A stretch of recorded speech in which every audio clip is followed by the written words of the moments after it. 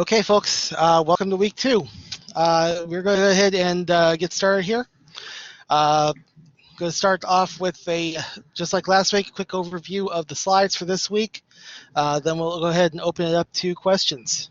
All right. So let's go ahead and get started with this. We're talking. Why did it give me the wrong slideshow? Oh boy. I really have trouble with this software. There we go. All right, so we're talking making arguments. All right.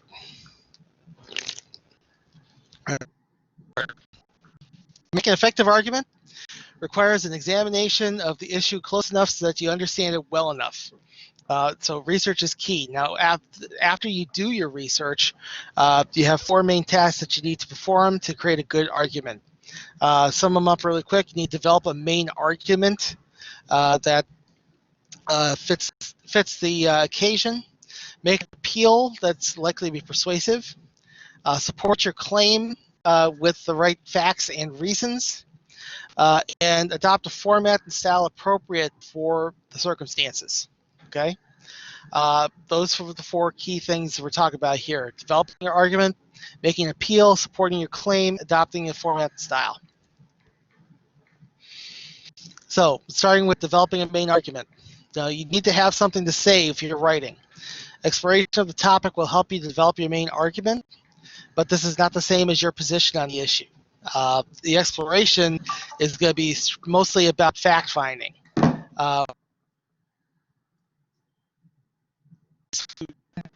Things. You have all your facts in a row. Yagelski gives an example of the process on page 177.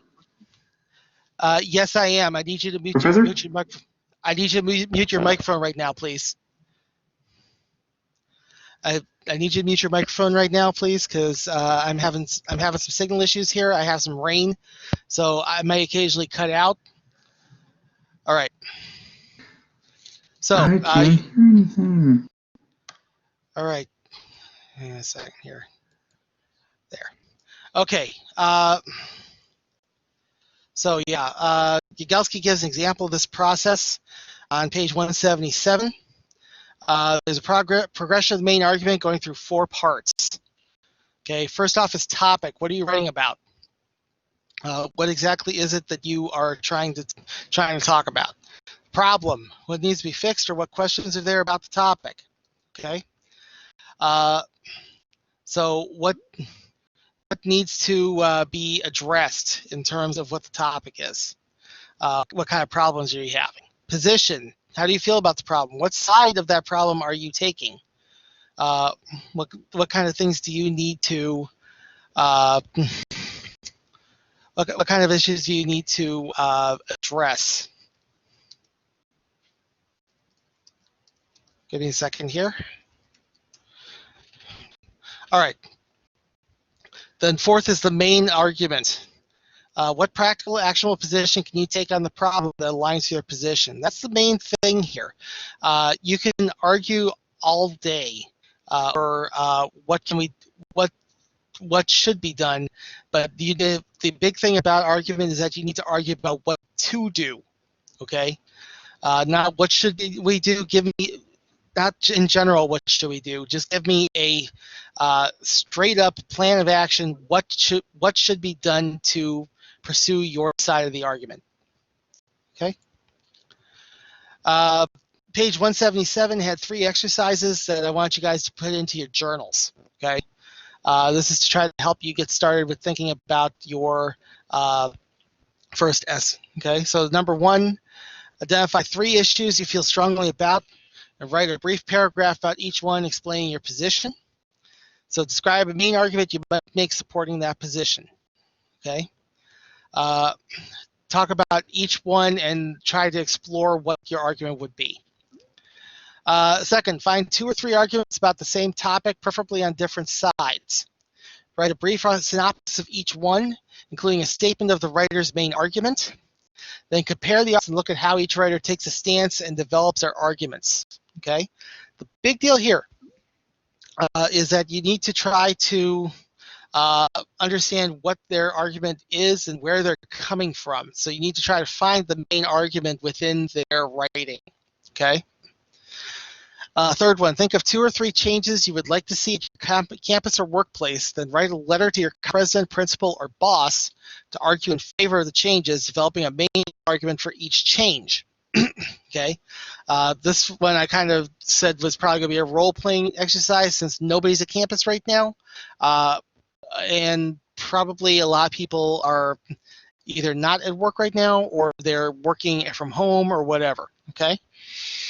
So this is a journal exercise. Take time on it to have whatever you need to do. Okay, so next, consider a rhetorical situation. So recall the work you did in Comp 1 in regards to rhetorical situations. These concepts apply equally to arguments, okay? So keep in mind, what's your audience's pre-existing knowledge about the topic? What kind of biases are you going to have to account for, okay? How are they going to feel about your argument, okay? Second, what is the audience's interest or in the issue? How does the argument affect the people you're directly addressing, okay? Make sure that it does or that you can make them understand how it does, okay? This will make things more challenging because you also have to argue it does apply to them in addition to your side, okay? But you need to try to make it so that you feel that they feel they have some stakes in it, okay? Third, what does your audience expect? Okay, where do they expect you to be? What side of the argument are they on? And are you trying to approach them with the right tone? Are they going to be a friendly audience or are they going to be an unfriendly audience? You have to ensure that you're approaching them with the correct tone so that they're not put off by you. Okay? Next one, do you have to win the argument? This is a big deal, okay? A lot of people are very competitive and they say, if I'm going to argue this, I'm going to win this argument, okay? Just as a reminder, though, in academic settings, this type of argument is not the same as an everyday argument, which means that it does not have to be won. The point of the argument is not to win. The point of the argument is to advance knowledge, okay? That is to say, you're going to present a different perspective and advance the knowledge. Occasionally, though, you have ways to reach common ground. There's an example of that where you have, let's see, you have a gun control argument, and both sides actually have a common goal. They both want reduction of crime, okay? Reduction of violent crime, at least, okay? So,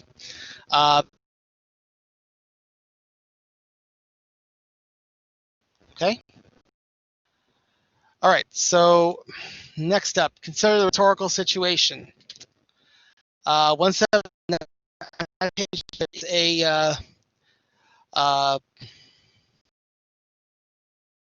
are some continuations that you did earlier, okay? Once again, you want to choose an option and you want to complete that exercise, okay? Now you can assist others. You can assist others on your team if they ask you to, okay? There's no problem there.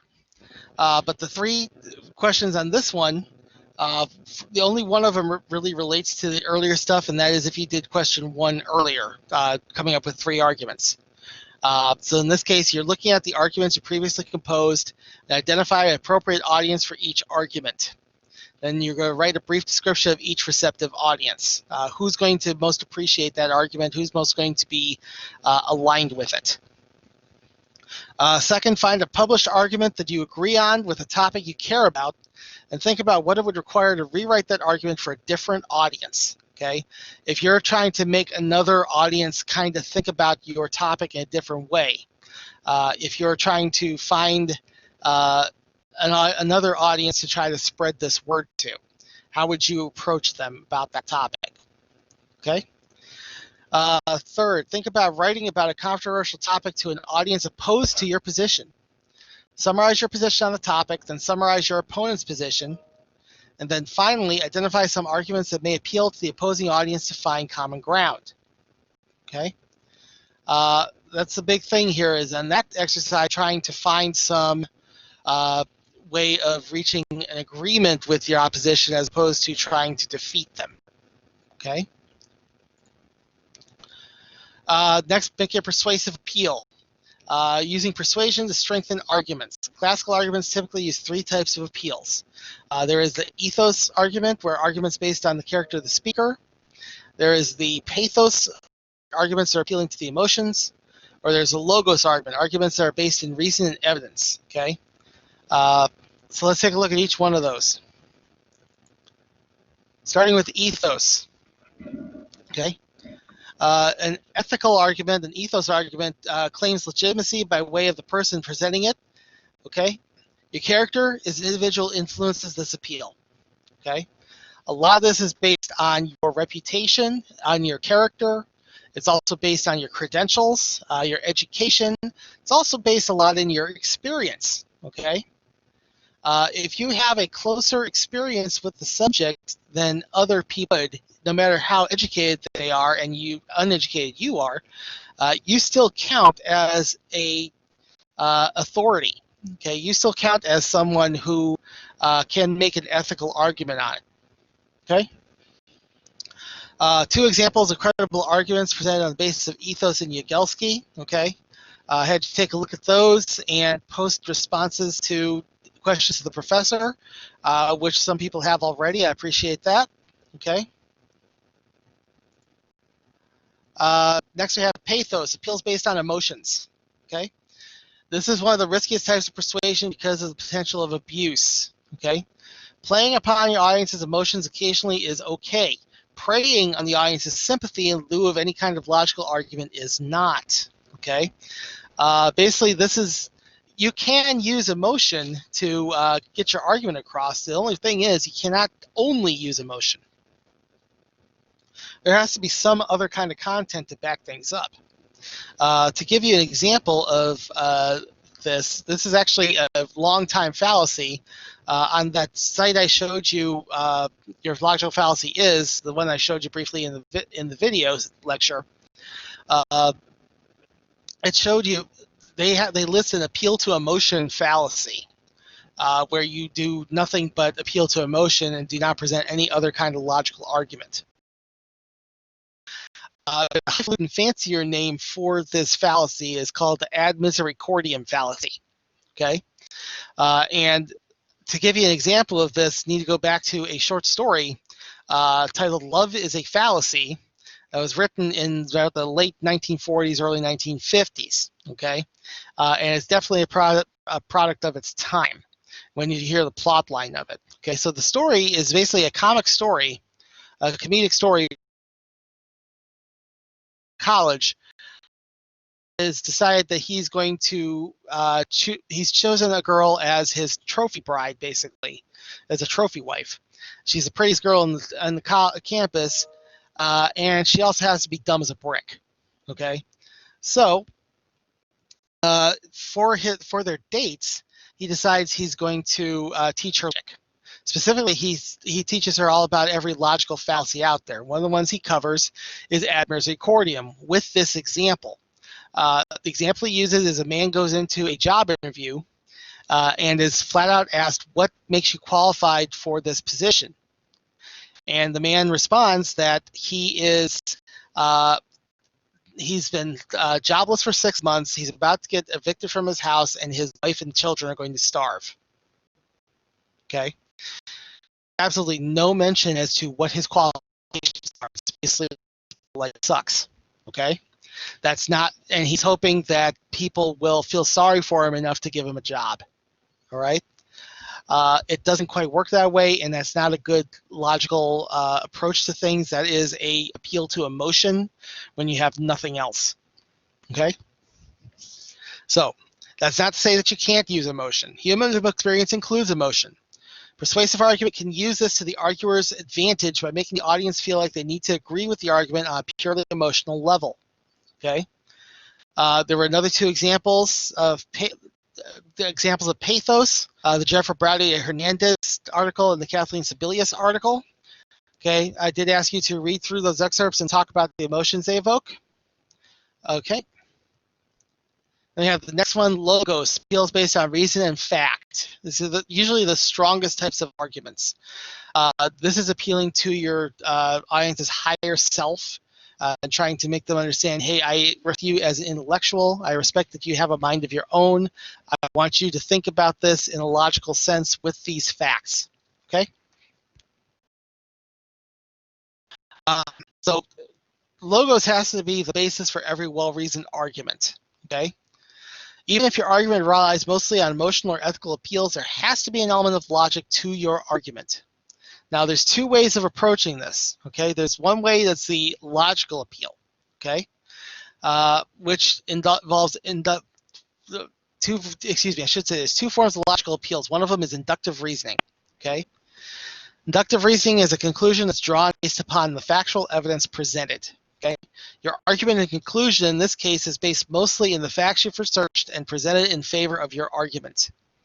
Okay, so this is typically the research-first approach. You're going to be doing the research to try to determine what the right answer is, to what the solution is, what the right argument is, and then you're going to write that argument and use the research to support it.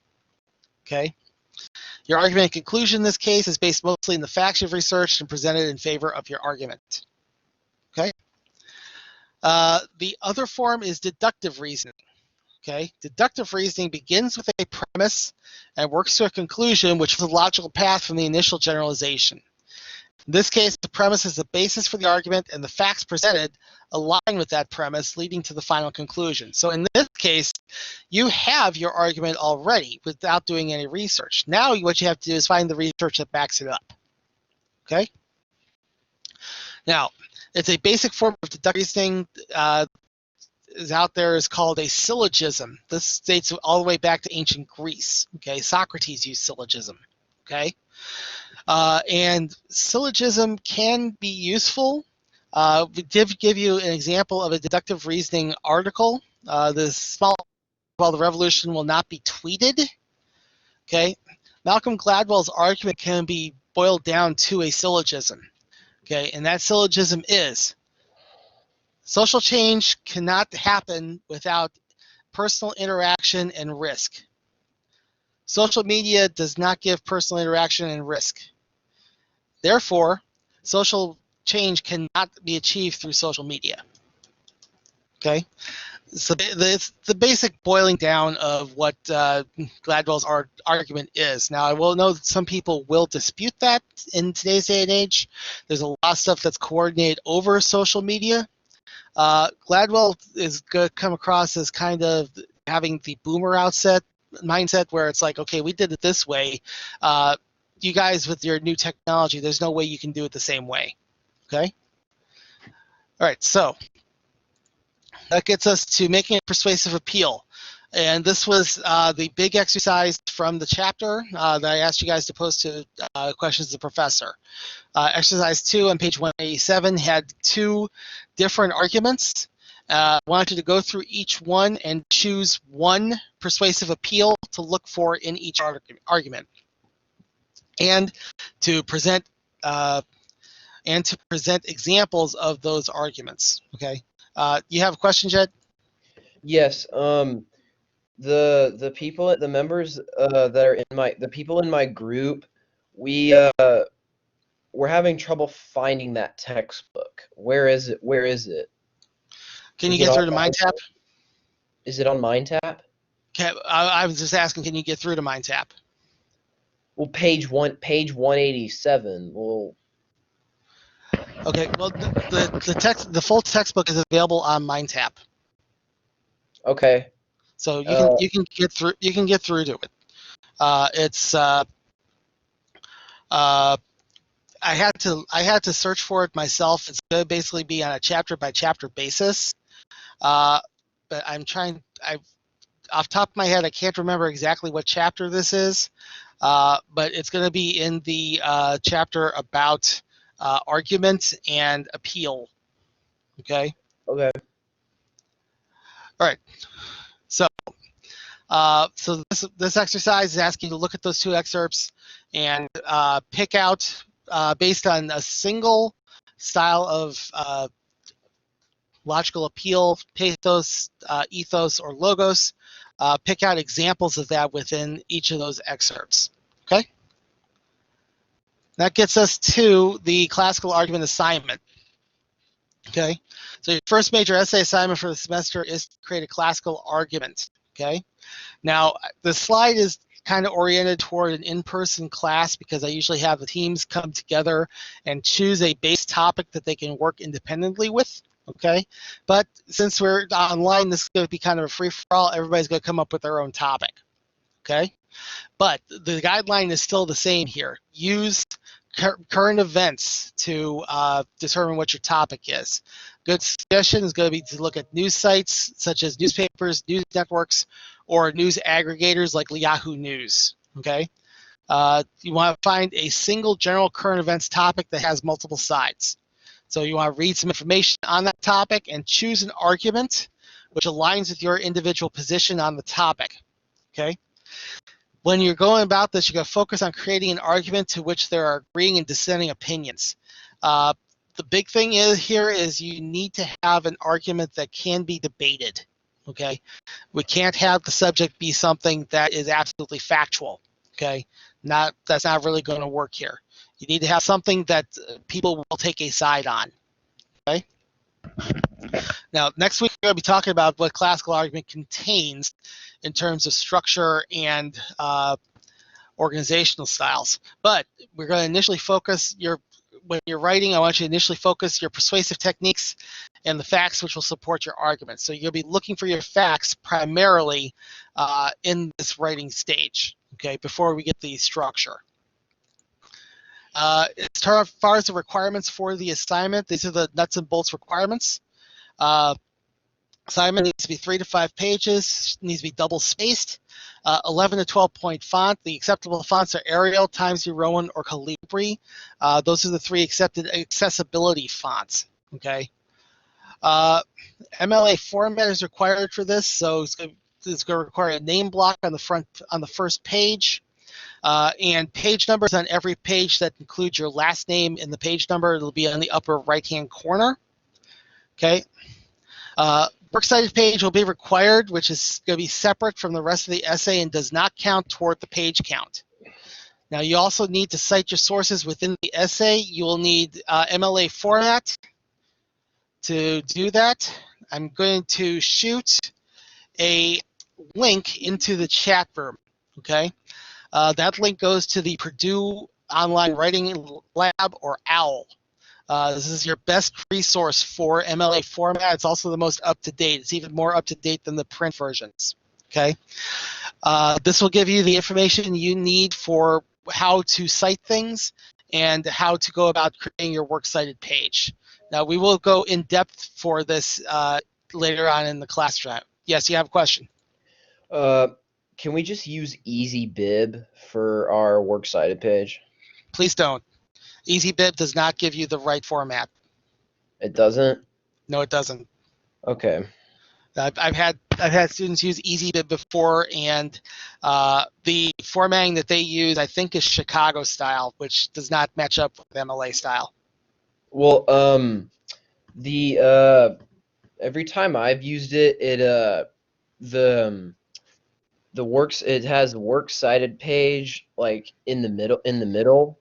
Times New Roman underlined, and then it has the sites listed in alphabetical order. Okay, well, the thing is, it'll set up the page layout correctly, but the listings aren't in the right format. All right, I understand. So you need the MLA format for the individual listings as well as the page layout. Okay, so we used OWL for the works cited page. Yeah, that's your guideline there. They have the MLA format that allows you to have a guideline there so that you know what to do with it. All right, I got you.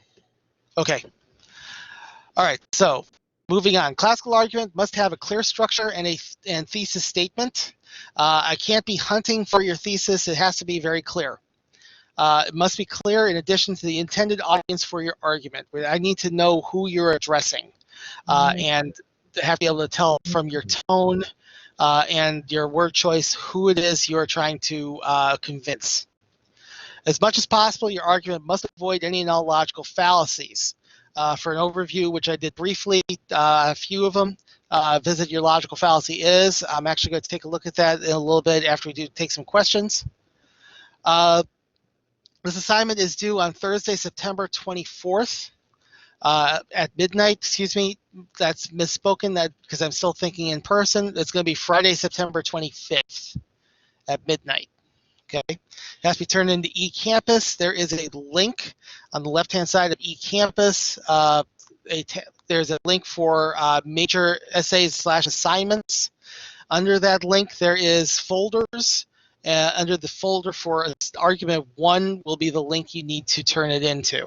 Now, right now, I would say do not look for that link yet.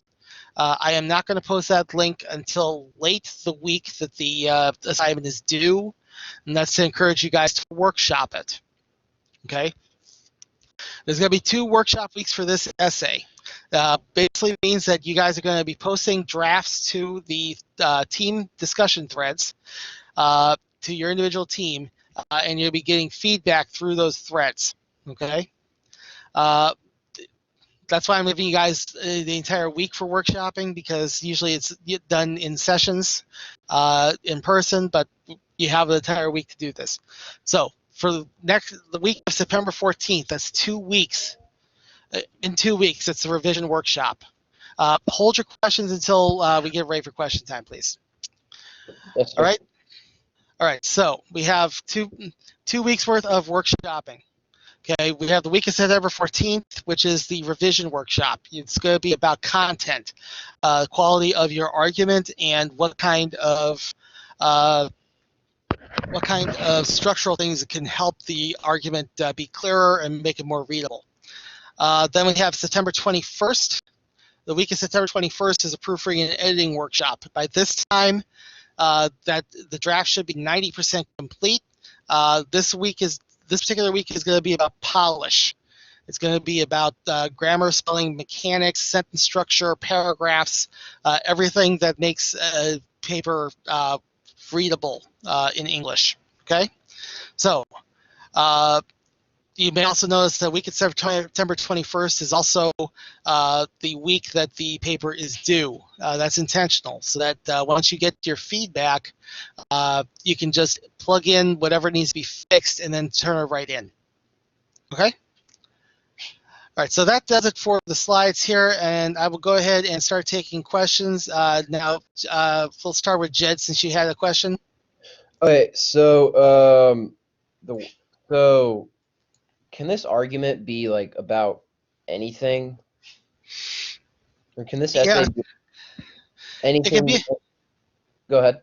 No, it can be about anything within reason. Okay. Now it has to be something. That's understandable. Yes. Yeah, it has to have. I would prefer something based in current events, because that's going to be the easiest place to find research for. Now, as I say, within reason, because some people try to argue topics that really aren't arguable.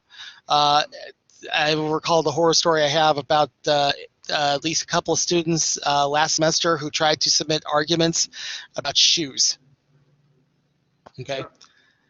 No idea why. They're just really big. They were really big shoe enthusiasts, and they wanted to do their argument about shoe designs. Okay. So that's kind of stupid, but all right. Yeah. All right, and the exercise that you want us to do on the page 187, it's in MindTap. The exercise itself, I don't think is in MindTap, because I just wanted the excerpts for it. I think I was the one that designed the exercise, but the text is in MindTap. You need to get to the textbook in there. All right. Okay. And it's just, you said that you don't know where it is, but it is. Yeah, if you go to the table of contents, there should be a chapter about arguments and appeals. Okay. Okay. And it's going to be in that the very start of that chapter, or that section. Okay. Okay. All right. All right, Ian, I see your hand there. Go ahead with your question. 1 second. Okay. Okay. Same thing. I go to it's English searching into composition. I go to try to open one of the chapters, and it just gives me the quizzes or the assignments. It doesn't give me the option to search through the text. Okay, here's what you have to do. Let me share my screen and I'll show you where it is. Give me a second. Mm-hmm. Application window, share. There we go. All right, so we go to the MindTap tab. MindTap access. We're going to go here. Okay, loads. Anytime. Oh, I should note that if I'm going slow here, it's partly because we have storms in the area and I'm running off a cell phone hotspot. So you go to this link right here. That is the full textbook. You click on that. It'll open it up.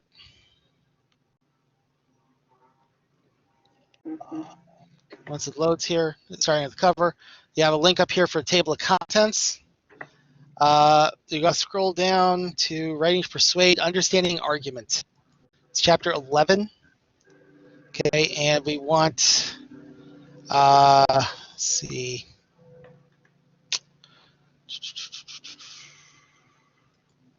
Yes, this is it, Making a Persuasive Appeal. Scroll down. It's way at the end of this chapter here, or way at the end of this section. All right, this is the exercise where the arts, and down here in the blue text, these are the excerpts I want you to work with. Mm-hmm. And that's page Okay. 187. So you're gonna go through these excerpts. Yeah, it's page 187 in the print version. Yeah. You're gonna go through each of these excerpts, and you're going to you search for a specific type of appeal, the ethos appeal, the pathos appeal, or the logos appeal, and you're going to provide examples of where those what those appeals are in each of those excerpts. Okay. Okay. Also, should note that you don't have to choose the same one for both of them. Some people were switching appeals when they switched articles. Okay. So it's in mind. Okay, so it's in mind. We go to exercises. They're not on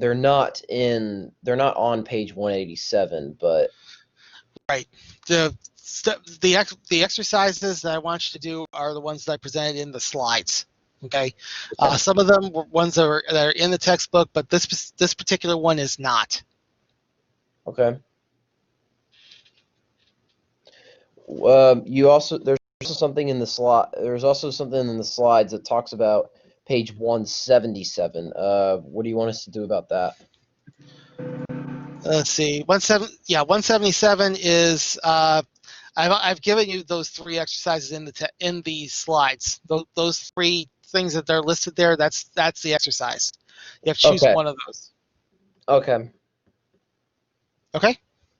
Okay. Yeah, I've been doing this because of the issues that MindTap has with page numbering, because it does not match up with my print version. I have an abridged version of the textbook that they gave us to work with, but then they decided, oh, we're going to give the full versions to the students, and you're going to have to guess which page numbers line up with which, because they don't line up after you get past chapter 3. Okay. All right. Once again, I got to page 187, and it's giving me a title of a basis for comparison. Is that the correct lineup? No, it's not. The exercise should be titled "Exploring Persuasive Appeals." Practicing comparison and synthesis is what it's giving me here. Yeah, you're in the completely wrong chapter. Weird. Okay, the chapter you're supposed to be in is going to be chapter 11. Chapter 11, Understanding Argument. Is that what it's Yep. titled? Okay. This is under section 11.4, considering the rhetorical situation. Considering the rhetorical situation, there you go. Yep. And then 11.4a, making a persuasive appeal. Okay. Are we on the And same that's for page the now? exercise. That's for the exercise. Sorry. Yeah, I'm looking at the MindTap version. The exercise is all the way at the end of the section of 11.4a.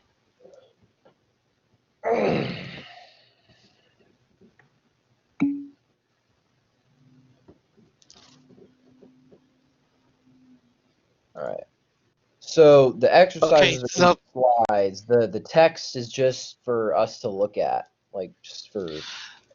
yeah, we're referencing the text as well. So there's stuff in there that you are going to be referencing.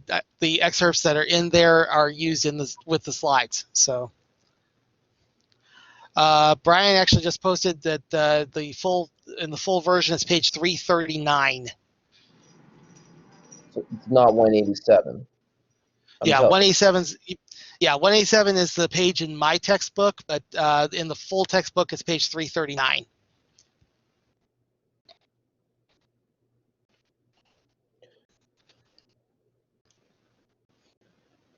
Okay.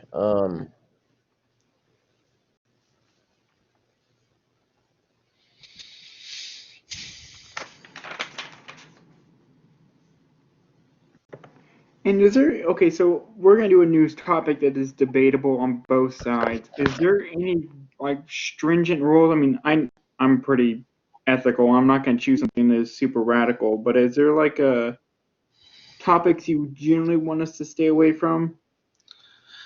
Well, I will say my own personal guidelines for like how I'm selecting the discussion topics is I am attempting to avoid anything too political. As you notice, the first two topics I've picked this semester, one was stuff taking place in the UK, and the other one was kind of a gather your thoughts about this person's death. So Right. so I'm trying to avoid anything overtly political. I would strongly suggest avoiding anything related to the election itself. Yeah. You could do Yeah. stuff surrounding it. If you want to do anything about the current stuff going on with Black Lives Matter, I'm okay with that. Oh, and there's also another thing. Pages 180 and 182. The persuasiveness of the ethical content of Brooks experts. Yeah, we got those two excerpts, Barbara Ehrenreich and David Brooks. Okay, and that one's the one that's the first one that you're putting up on the questions of the professor. All right. Mm-hmm. Okay, because the on the previous slides, those exercises were intended just for your journal. All right. Okay, do we have any other questions? Okay, so I just want to get everything straight. So okay, so I just want to get everything straight. So so for this week, you want us to do the exercises in the textbook and that are also mentioned in the slides. Yes, the first two sets of exercises, those are journal exercises. Do them in your journal. The ones where we're talking about the excerpts in the textbook for their ethos and pathos, and then looking for the appeals, those are the ones that you post to questions of the professor. Okay. All right. Where do you want us to? So what about the journal exercises? Like, are we supposed to submit those to you or just keep them to ourselves? No, that's for your journal. It's for you to try to start thinking about these arguments. Okay. If they're journal exercises, you're supposed to keep them just to yourself in your journals. Okay, so the ones that are in the questions for the professor, those are the ones that we do. Those are the ones that, yeah, you theoretically you should be doing all of them, one each from the first two sets. But those are just for your journals. The other ones are the ones that are public. All right. Mm-hmm. Mm-hmm. All right. All right. Are there any other questions?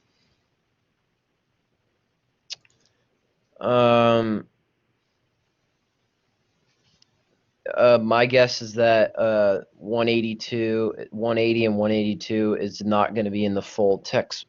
It's not going to be in the full textbook. So It should be. It's hang on a second.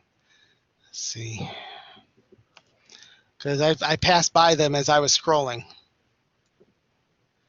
Yeah, the 180, 182, the Ehrenreich and Brooks excerpts are in the full text. okay. All right, so I wanted to show you guys real quick some of the stuff involved with your logical fallacy is, because there's a few other fallacies I wanted to share with you guys. And just to show you what, in general, you can find at the page. Let's get you there. There we go. All right, so as you may recall from the video, we went to this near the very end. This is the urological fallacy is site. Again, just as a reminder, this is 24 of the most common logical fallacies, and this was a list that was primarily intended to look for this stuff on social media, because these are the ones that are commonly used in social media political arguments. Okay. I want to share this with you because there's a few other ones that are a bit more insidious that you want to avoid. I also want to let you know this page has a sister site about inherent biases, which I think is also really good. The only problem is that they've removed the link to the inherent bias page on this main page, so I'd have to search around for it. So basically what I want to do is share with you a few more of the fallacies and try to help you to avoid them. The one I want to start off with is one that actually is going to get mentioned next week in the lecture. Okay, it's this one right here, the Texas sharpshooter fallacy. Okay, so this one has a fun origin in terms of where it gets its name from. Texas sharpshooter fallacy comes from a legend of a West Texas rancher whose ranch included a barn that had a number of targets painted on it, all of which had a bullet hole straight through the bullseye. Now, this gained him a lot of renown because people would come to marvel at his barn and say, "Oh, wow, you are the most accurate shot in the West. I've never seen this kind of accuracy before." And he lived off his fame for years and years until finally he died, and the barn fell into disarray. In disrepair, really. And the people who knew the story asked his widow, "Why don't you keep this barn, maintain this barn? Don't you want to remember your husband's great achievements?" And the widow replies back, "What are you talking about? He wasn't a great shot at all. What he did was he randomly shot bullets into the side of his barn and then painted targets around the bullet holes. He couldn't hit a barn at point blank range if he wanted to." All right. So what that led to was this Texas sharpshooter fallacy, which becomes a fallacy involving data clusters and ignoring numbers. Okay. When you commit the Texas sharpshooter fallacy, you cherry pick a data cluster to suit your argument and find a pattern to fit a presumption. In other words, you're using a small sliver of the statistics that you need to make your argument because that's the part that agrees with you. You're not looking at the bigger picture, which may not necessarily agree with you. So the example they give here, the makers of sugarette candy drinks point to research showing that of the 5 countries where sugarette drinks sell the most units, 3 of them are in the top 10 healthiest countries on Earth. Therefore, sugarette drinks are healthy. Okay. Not only is that a humongous leap of logic there, but again, cherry picking your data data clusters here. Just because 3 of the top 10 healthiest nations in the world are among your top 5 customers does not necessarily mean your stuff is healthy. Okay. Next week, we're going to find this fallacy mentioned a little bit more serious of a context, in an argument regarding rise of violent crime being related to the increase in video game violence. Okay. Now, there's a few of these that I already covered already. Some of these include the ad hominem, which is basically character assassination, attacking your opponent as opposed to their argument, begging the question, which was the one I quoted Tim Minchin for, the genetic fallacy, which is basically bigotry, appeal to authority, just because somebody above your pay grade says it, that means you believe it's true. To quoque, we said this one's got a more common name, which is whataboutism. Let's see, there's a few of them I wanted to cover here. Let's start with this here, the straw man. Okay. All right. The straw man fallacy misrepresents someone's argument to make it easier to attack. In this case, what you're basically doing is setting up an attack that's going to go against a caricature of your opponent as opposed to your opponent's actual argument. You're trying to conflate something entirely not. So to give you an example of this, after Will said that we should put more money into health and education, Warren responded by saying that he was surprised that Will hates our country so much that he wants to leave it defenseless by cutting military spending. Will didn't say anything of the kind. Okay. However, Warren is trying to make a false version of Will that's easier to attack to make himself seem more reasonable. Okay. It's really a really bad one. Okay.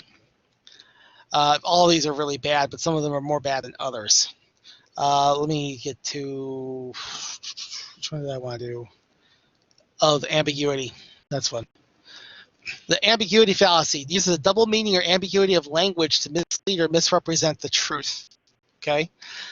This is an especially tricky one where people are basically going to try to use your familiarity or lack of the English language against you. Okay. They're going to try to find some out where the language still says the same thing, but it means something different. So, for example, when the judge asked the defendant why he hadn't paid his parking fines, he said that he shouldn't have to pay them because the sign said fine for parking here, and so he naturally presumed that it would be fine to park there. Okay? Doesn't say much about the defendant other than not only is he using a logical fallacy, but he's also a bit of an idiot. Okay? Let's see. Here's one, slippery slope fallacy. For the slippery slope fallacy, you say that if we allow A to happen, then Z will eventually happen too. Therefore, A should not happen. Okay? This is one that shows up a lot in modern discourse. Okay? Up until this year, mostly you were hearing it in context with same-sex marriage and eventually with transgender rights in terms of bathroom laws. Okay? However, 2020 has given us a new twist on the slippery slope. Now it's being used in arguments against the movements to defund the police. Okay, they're using the argument that if you defund the police force, then that means that violent crime's going to run rampant because there's going to be nobody to arrest them. Okay, which is kind of not what the point of it was. Okay, but we have a bit more silly of an example here that goes to the older context that we've seen more commonly. Colin Closet asserts that if we allow same-sex couples to marry, then the next thing we know, we'll be allowing people to marry their parents, their cars, and even monkeys. Okay? So what it comes down to with slippery slope fallacy is that it's all about fear-mongering. Okay? Making people afraid so that they don't think things too thoroughly and they follow along with what you want to say. Okay? It's not really a good tactic. One of these that's the most immature is this one here, the special pleading fallacy. Okay? This is an especially rough one. This is moving the goalposts or making up an exception when your claim was shown to be false. So basically, no matter what, you're right. Okay? This is the logical equivalent of situations where you or let's say you're a kid and you're playing cops and robbers, and you have your finger gun out and you shoot your friend and you bang, you're dead, and your friend says, "No, I'm not. I'm wearing a bulletproof vest." Okay, it's not really a good argument to go to, especially because it basically means you're cheating. Okay. For example, Edward Johns claimed to be a psychic, but when his abilities were tested under proper scientific conditions, they magically disappeared. Edward explained this, saying that one had to have faith in his abilities for them to work. Awfully convenient. Okay? So that's just a few of the more insidious fallacies that are listed here. Certainly, you can go on your own to check this site out anytime. It's well worth it, especially because they do it with a really good sense of humor. But it's also really useful in terms of preventing you from writing these. Okay? All right, so we got about 8 minutes left in the session here. And we'll go ahead and if we have any further questions that we have, we'll go ahead and let you guys get them out there. What do you need, Jed? So were all those are just things that we can like look at for our group assignment? The fallacies? Yes. That's something that you need to look at, and those are the things that you need to avoid. It's a guideline on what to not to do. Oh, okay. I gotcha. Okay? Okay. So so do the exercises for the journal and the ones that are in questions for the professor. Yes. Okay. Now, let me see.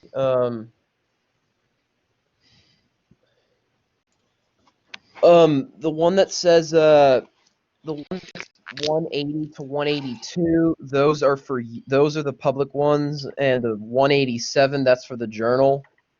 No, 187 is public as well. Okay, I gotcha. All right. And the major essay assignment, that's a group assignment. No, that's an individual assignment. We're not doing the group assignment until later in the semester. Oh, okay. The groups are going to be workshopping those together, but you guys have to each write your own essay. All right. All right.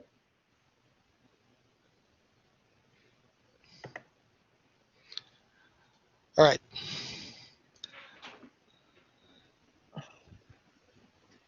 Anyone else have any other concerns, any questions? Yeah, that's a good question here. Anyone who is not in a group yet, because you're going to need to have one in 2 weeks when we start workshopping stuff. If you have not found a group, a couple of options here. You could try to do it over the chat here in the next 6 minutes, or you can just go to the discussion board under the team discussion threads and try to organize over there. Okay. In fact, I'm looking at it right now, and there are actually 4 threads. It says look for a team in need of I need a team, or just needing a team. Okay. Well, So I can't let anyone else into my group because didn't you say that 5 was the max capacity? yeah. Yeah, five is Okay. the max. So if anyone Yeah. else is short on, if any other groups are short on people, you can those groups can take on people up to 5. Okay, but more than 3, but more than 3, but 5 is the max. Okay. Okay. So what do you? So the essay is an individual assignment, but how are we? The workshops, like those are group. That's a group thing. Yeah, you have to post your draft to the team discussion board, and then you're going to be getting feedback from your team on ways that you can improve that draft. Oh, so it's like a peer review. Yeah. Okay. All right. All right. I gotcha. All right. I think I have everything under control now. I think I know what to do now. Okay. Thank you. All right. So 187 in the full textbook, it's 339, Yes. and the 180 and 182, that's the you can just, those are the same. It's the same numbers. Like there's a No, yeah, you're going to have to add to go higher on those as well. 187 is 339. You're going to have to go count back from there because they're all within the same chapter. okay. All right. I think I'm good now. Goodbye. All right. All right. Okay. I saw a question in passing about due dates. Okay. Last slide has the due dates. Okay. Assignment is due on the 25th of September. Okay. Assignment is due on the 25th of September. That is a Friday. Okay. You need to have a draft ready the week prior to do workshopping. Okay, that's going to be revision workshopping on content. And then the week of, you'll need a second draft to proofread before you have the final draft that you actually turn in.